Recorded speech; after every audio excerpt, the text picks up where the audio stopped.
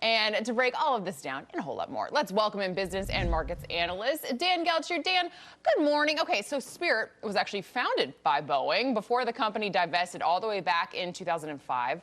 Boeing stated all the way back in March it believes the reintegration between manufacturing operations would further strengthen aviation safety, improve quality, and serve the interest of our customers, employees, and shareholders. That is what they said. Dan, what do you make of this merger? Do you think that it would make their planes any safer? Well, it's hard to say, but certainly, Alex, the number one issue for both of these companies is safety. So how is this going to work? When you put two companies together that are both struggling with quality control, does that automatically make it better?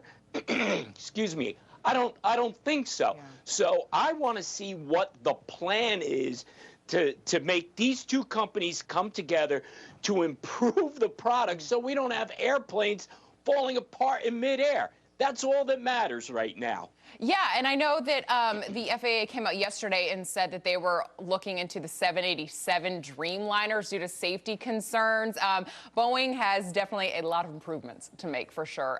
So speaking of buyouts, Peloton has become front and center by private equity firms looking to acquire the stationary bike company. Now, the talks coming after the company, which honestly hasn't turned a profit since gyms were closed during the pandemic. It announced last week its CEO would actually be stepping down. It would cut 15% of the workforce. Dan, do you think an acquisition could get the company kind of back on track?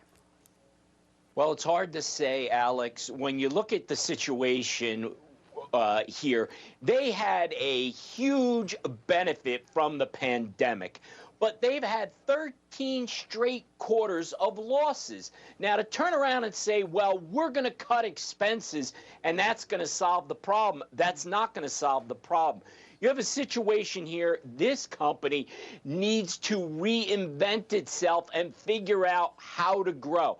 If they don't do that, I don't see how you have a situation where things turn around here. So it's all about reinvention.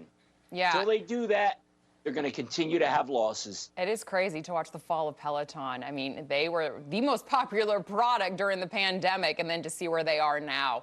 Panera Bread announcing it will discontinue its charged lemonade. I've been following this story for quite a long time. So the company nixing this hyper-caffeinated beverage after it was named in 2 separate lawsuits as the cause of deaths, and then a third one referring to it as the catalyst for permanent heart injuries.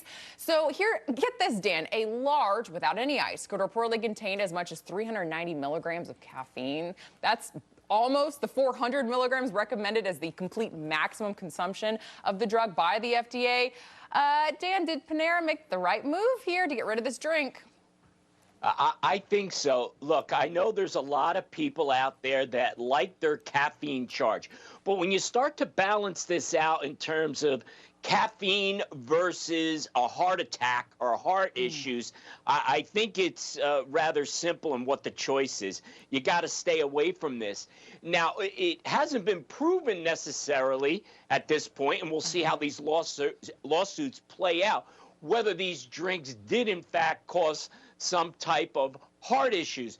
But the optics stink. So it's best that you just drop this product and move on. That's what I think is the best way to play this. Yeah, definitely, Dan. I think before we even see what the outcome of these lawsuits, they just need to get rid of this drink. I mean, nobody needs that much caffeine in one drink. Okay, so finally, with the weather heating up, Starbucks is rolling out 3 new drinks in preparation for the big summer season. And although summer is a whole 43 days away, customers can already begin to order these special drinks, all of which contain raspberry, blueberry, and blackberry, but differ whether they use water, lemonade, or coconut milk. Dan, you grabbing one of these. How do you feel about it? Well, no, I won't be. I am personally not a fan of Starbucks. I think they're way too expensive, and they're also too woke for me. So as far as the cool weather or the hot weather coming up, I'm going to stick with some cool water.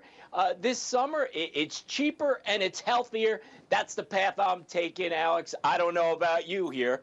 No, Dan, nothing against Starbucks, but I have to agree. They are a little too pricey for me. I probably haven't been there in 6 years. I'm one of those people who's got that like one pot of coffee at home, and I make it at home with my little ground bag of coffee. I'm very old school in that sense.